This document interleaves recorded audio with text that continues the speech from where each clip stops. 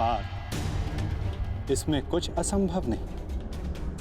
एक दृष्टिहीन व्यक्ति संसार को अपनी मन की दृष्टि से देखता है। बोलने में असक्षम व्यक्ति प्रयास करके अपने संकेतों से संसार को समझाता है। जिनके हाथ पांव नहीं होते वो भी पुरुषार्थ करते हैं। तो आत्मा को जानना भी इतना कठिन कार्य नहीं है पार्थ।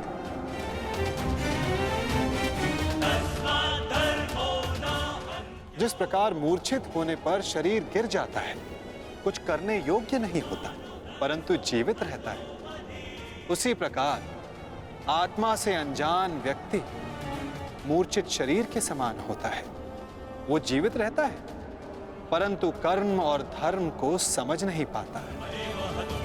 जो मनुष्य अपने भीतर जाकर उस परमात्मा के अंश की खोज करता है, वो जान जाता है कि वो केवल इंद्रियों का संगम है, केवल ये शरीर नहीं, केवल भाव नहीं, वो स्वयं को आत्मा के रूप में पहचान लेता है।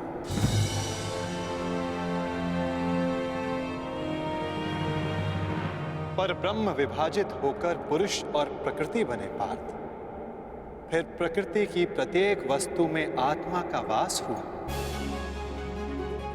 प्रकृति यानी मनुष्य का शरीर जब वो मोह और अंधकार से घिर जाता है, तब वो अपनी चेतना को खो देता है। तब उस मोह निद्रा को तोड़कर अपनी चेतना को जगाना, स्वयं को परमात्मा का भाग जानना, यही आत्मा का कार्य है, यही उसका उद्देश्य है पार्थ। यदि हर आत्मा परमात्मा का अंश है तो फिर ये प्रगति और अवगति, नाश और उत्थान, पाप और धर्म, ये सब परमात्मा स्वयं कर रहे हैं। नहीं पार्थ, ये मनुष्य की चेतना और आत्मा करती है। जिस प्रकार कीचड़ से घिरा रत्न अपनी चमक खो देता है, जिस प्रकार मेघों से घिरा सूर्य अपना प्रकाश खो देता है, वैसे ही प्रकृति के 24 तत्वों से घिरी आत्मा ये भूल जाती है कि वो परमात्मा का अंश है। उसे लगता है कि ये देह ही सब कुछ है, देह के अतिरिक्त भी उसका कोई अस्तित्व है, इसका उसे भान ही नहीं रहता। वो केवल देह की संवेदना को ही ज्ञान मानती है। हानि लाभ, सुख दुख, स्वाद गंध, स्पर्श श्रवण, बस इसे ही अपना अनुभव मान लेती है। वो पाप करती है जो आत्मा परिवर्तन का प्रयत्न ही करती, जो अधर्म करते रहती है। उसको जागरूक करने के लिए दंड देना अनिवार्य होता है पार्थ। उसके जागरण के लिए युद्ध अनिवार्य होता है।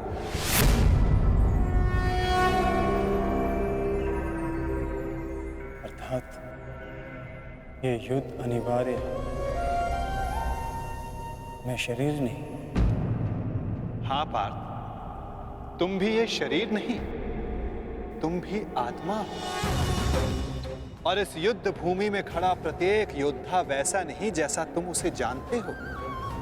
वो सभी आत्माएं हैं, मोह, अहंकार और अंधकार से घिरी हुई। कुछ समय के लिए आत्मा इनके शरीरों में वास कर रही है। शरीर मरेंगे किंतु सब अमर हैं। अपनी अपनी देह को त्याग कर सब नया शरीर धारण करें और बार बार तब तक ऐसा होता रहेगा जब तक आत्मा से मोह और अहंकार का आवरण नहीं हट जाता, जब तक वो स्वयं को पवित्र आत्मा, शुद्ध आत्मा के रूप में नहीं जान लेती और अधर्म का त्याग करके धर्म में दृढ़ नहीं हो जाती।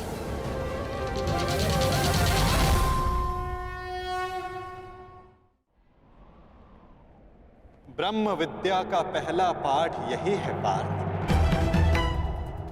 तुम क्या खोने से डरते हो? तुम क्या साथ लाए थे जो तुम वापस ले जाओगे? जिसने जन्म लिया है उसे एक ना एक दिन अवश्य मरना होगा, और जो मरेगा उसे फिर से जन्म लेना होगा। यही महाज्ञान सांख्य योग है पार्थ।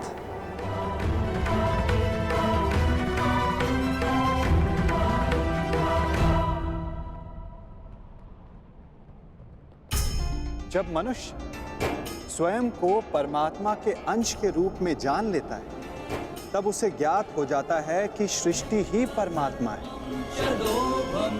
और परमात्मा ही सृष्टि है। सृष्टि और परमात्मा में कोई भेद नहीं।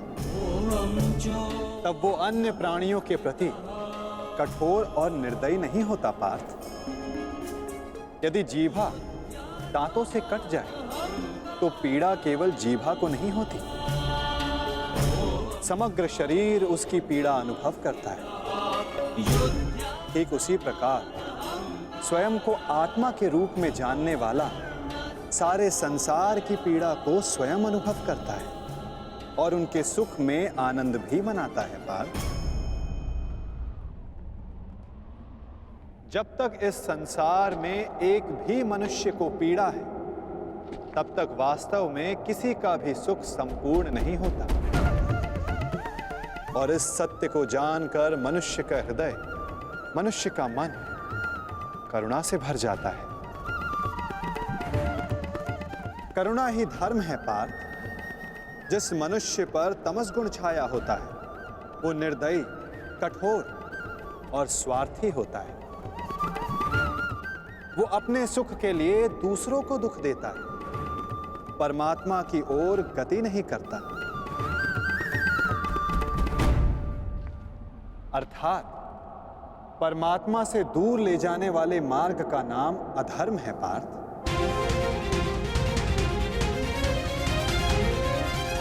अर्थात अधर्म तो अज्ञान का दूसरा नाम है माधव।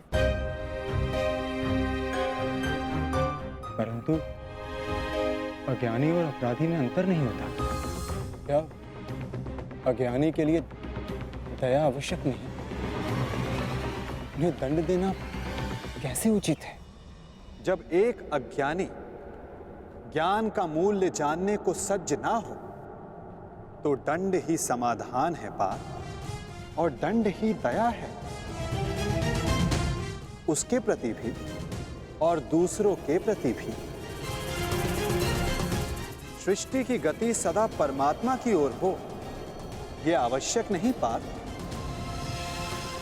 कभी कभी ऐसी स्थिति भी आती है जब अधर्म, मोह और अज्ञान बढ़ जाता है। धर्म के नाश का भय उत्पन्न हो जाता है। यदि संसार से धर्म लुप्त हो जाता है तो करुणा भी नष्ट हो जाती है, सत्य भी नष्ट हो जाता है। यदि भविष्य में आने वाली पीढ़ियों को धर्म प्राप्त हो सके, इसलिए आज अधर्मियों का वध करके धर्म की स्थापना करना आवश्यक है पार्थ। और आज तुम्हारे समक्ष ऐसी ही स्थिति है।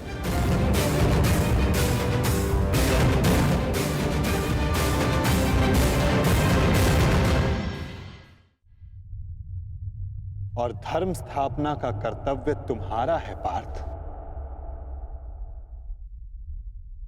अपनी निर्बलता त्यागो पार्थ और युद्ध के लिए सज्ज हो जाओ।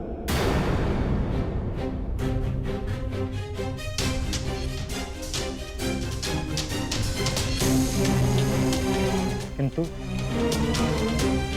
मेरे हाथों से हत्याएं होंगी, किसी की मृत्यु होगी। क्या मेरे भीतर की करुणा का नाश नहीं हो जाएगा माधव?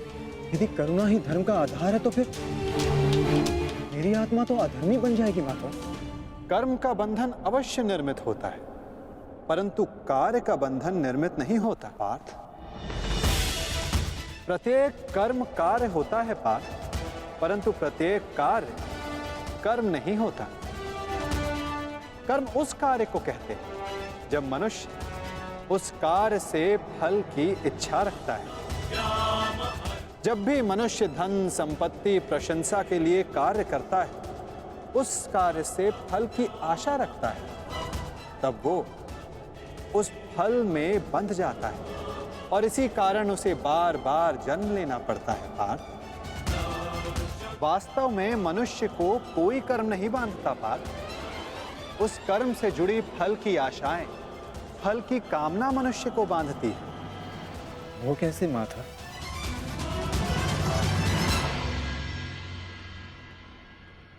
यदि तुम्हें इस युद्ध में विजयी होने की आशा है तो पराजित होने पर तुम्हें भीषण दुख होगा पार्थ। वो दुख तुमसे कुकर्म करवाएगा और उसके फल के लिए तुम्हें दूसरा जन्म लेना होगा। और यदि तुम्हें विजय प्राप्त हुई तो वो तुम्हारा अहंकार बढ़ाएगा और उस अहंकार से तुम्हें विश्व विजयी बनाएगा, हत्याएं करवाएगा। उसका पाप तुम्हें बांधेगा पार्थ। तनिक विचार करो पार्थ, यदि इस युद्ध में तुम विजय होने का मोह त्याग दो, पराजित होने का भय त्याग दो, तो बताओ पार्थ, इस युद्ध के पश्चात तुम्हें दुख प्राप्त होगा या सुख?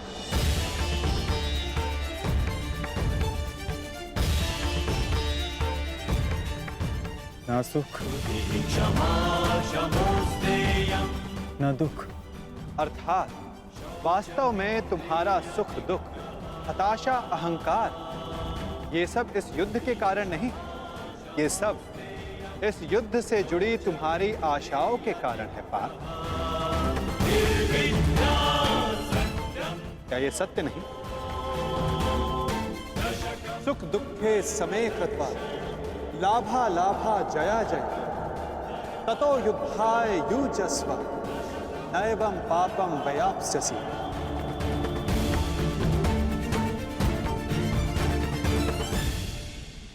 पार्थ, सुख और दुख को समान मानकर हानि और लाभ का विचार किए बिना यदि तुम ये युद्ध करोगे पार्थ, तो तुम पाप के भोगी नहीं बनोगे।